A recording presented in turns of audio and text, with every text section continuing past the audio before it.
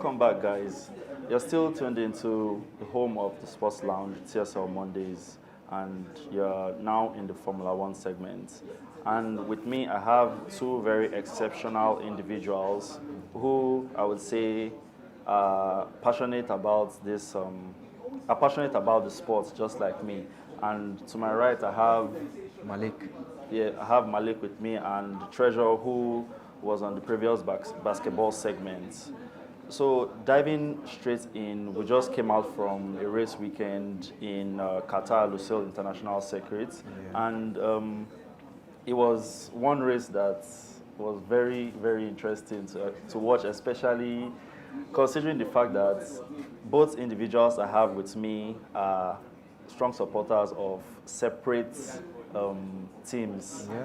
So for Malik, I think is Red Bull. Yeah. Red Bull, yeah, and for Treasure, Red Bull McLaren. Red Bull McLaren, and with that, McLaren actually performed exceptionally well this weekend with having a double podium with Oscar Piastri and Lando Norris in P2 and P3. Yeah. Sprint. And The sprint win. and also Oscar Piastri bagging the sprint, right? Yeah. So briefly, Malik, I want you to walk me through the sprints and the sprint shootouts.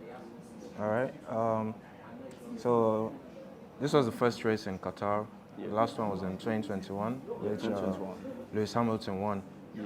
And I think this is the first sprint at that circuit as well. Okay, exactly. So Oscar Piastri was on pole, I believe. Yeah, it was on Yeah, and then he went on to win the race with Max Verstappen coming second, and who came third? That was George Russell, I think. Yeah. Yeah. Yeah, George Russell Russell. Yeah. Russell bagged third. Yeah. Yeah, yeah. And then the qualifying for the Sunday's Grand Prix was on Friday as well. So, yeah, that made it interesting. There was 3 days of action. 3 days of action, qualifying, sprint shootouts, Yeah. sprints, and then the main race day. Yeah, and then Max Verstappen won on Saturday as well. First time in, I think, since Nelson Piquet. Aha, that I Yeah, was actually winning the getting to that. championship on So, Saturday. the Formula One World Drivers' Championship has basically been closed with 5 races, with 5 rounds to go. Yeah. And it's no other person than Max Verstappen. Super I'm pretty Max. sure Malik must be Yeah, I'm ecstatic. proud, you know. Very proud. I mean, it's not bagging a championship with some races to go. It's not something that's foreign in the world of Formula One. So I think it was something that was expected. Yeah. Although with 5 races, I think this is the first time they are. I think Lewis done it. Lewis done it before, yeah? Yeah. Okay. So Treasure, how did you see the race yesterday? It was really, really fun packed. Like everything was just so exciting for me because they had a very interesting. There was a particular corner, turn 13, that kept like a lot of the drivers kept just going out of the track limits, and so we saw a lot of 5-second penalty that was as of yesterday. It affected Gasly. That's why even at the end of the race, Perez was able to leapfrog. I think Gasly and Gasly and I've forgotten I think Bottas. Gasly and Bottas, and that was because both of them actually had 5 seconds penalty as well. Because as at that time, this Perez was I think still 11th, and then basically moved from 11th to 9th. So it was really a very interesting and fun race. Right? Strategic too. We see that there were a lot of pit stops, and that was because of the wear and tear on the tires as well. And so they were saying things around, okay, they were going to make mandatory 3 pit stops, like for all the teams and all. And then what blew my mind especially was with regards to Oscar Piastri. For a rookie, he had a really, really impeccable race. Going back to even the sprints, like because George Russell started on soft for the sprints, and then he was on medium. And at a particular point in time, early on in the race, George Russell actually took the lead. That sprint race had about 5 DNFs because there were a lot of cars like basically crashed out and all.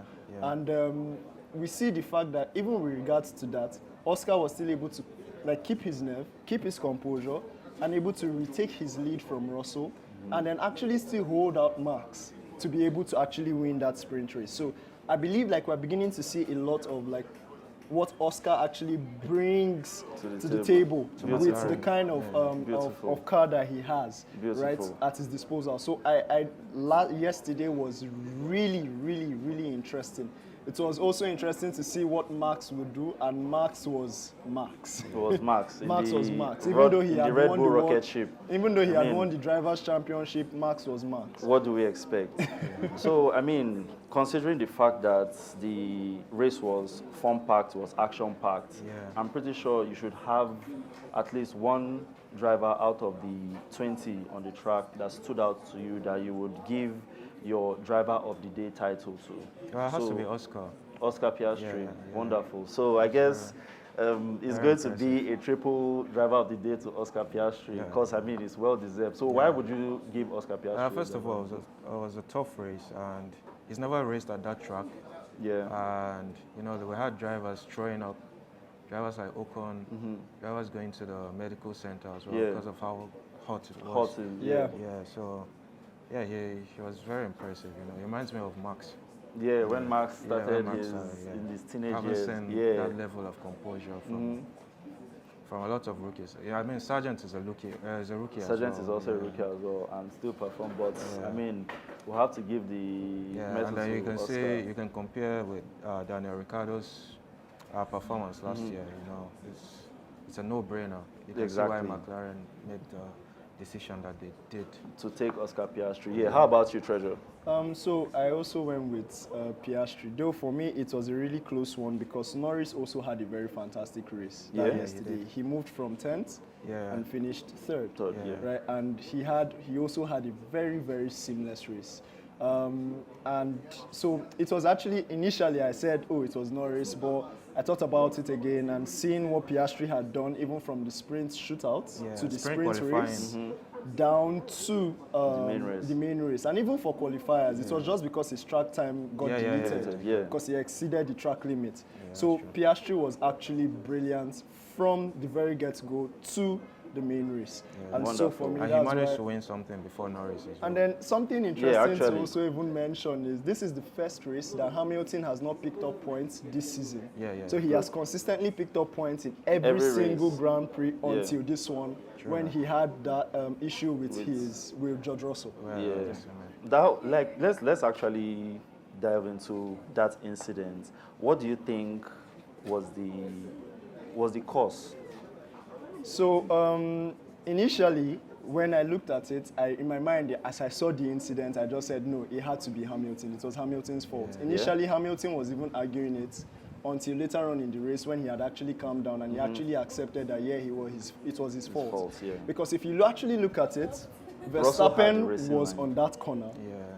Russell was just at the side of Verstappen in a sense, right? And then there was literally nowhere else Russell could go. If he was going more into the right, he was going to actually impede Verstappen and taking Verstappen out. So Hamilton, I was arguing with one of my friends yesterday that Hamilton did not need to go in that corner. He could have waited. That was basically just the starting of the race. Like there was still more race. Like there was still a lot more time to go for him to have actually. He had the advantage at the shot of the lights. So as the race started, Hamilton actually had the advantage.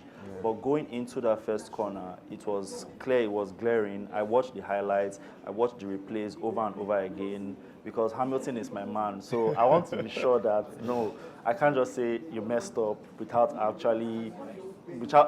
evidence. I cannot explain, so I need evidence. So I watched it over and over again, and I just came to the conclusion that Hamilton could have actually held back.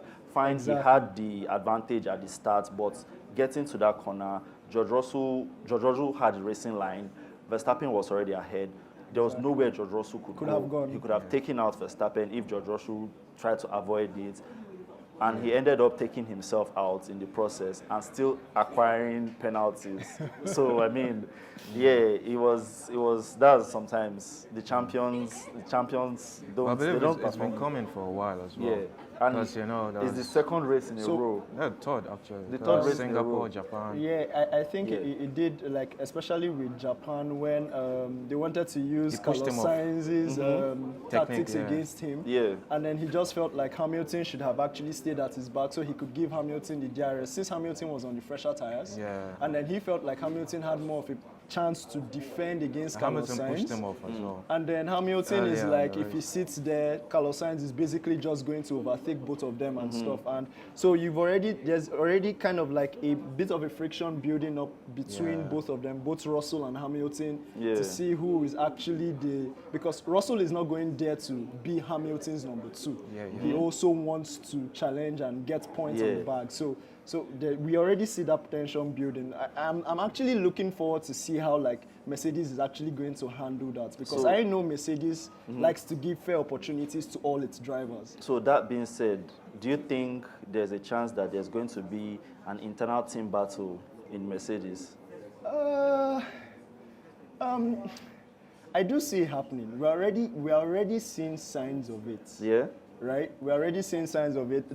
I think it was still the same Japan where at a point Russell was arguing like, are we going to fight each other? Is it the other people we are meant to be fighting and overtaking and things like that? Yeah. So I am already seeing like signs of it. Maybe I'm dragging this too far. Maybe it might not be reminiscence of Rosberg Hamilton, but we're already beginning to see those little signs of the spark. Yeah. All right. So I'll just talk about my driver of the day, who is same as Oscar Piastri.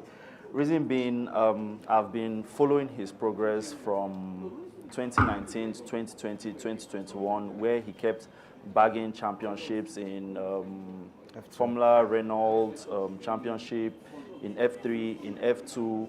He just kept bagging championships back to back, and those were the determining factors that pushed McLaren into picking him as their second driver. Stealing him as their second driver after they dropped Daniel Ricciardo.